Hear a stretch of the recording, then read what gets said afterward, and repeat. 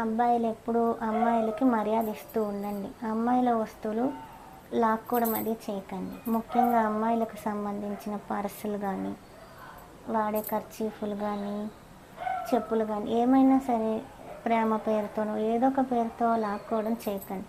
అది అన్న తమ్ముళ్ళైనా సరే అక్క చెల్లెల వస్తువుల్ని లాక్కోకండి.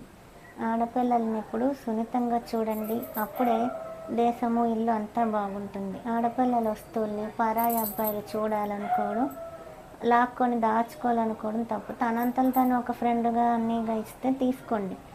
తెలియకుండా దాచుకోవడం, లేనిపోని ఫీలింగ్స్ తెచ్చుకోవడం, మళ్ళీ అమ్మాయిని లవ్ అని ఇబ్బంది పడడం మంచిది కాదు. భారతీయులంతా మన సోదరి మనులు అన్నట్టు ఉంటే మంచిది.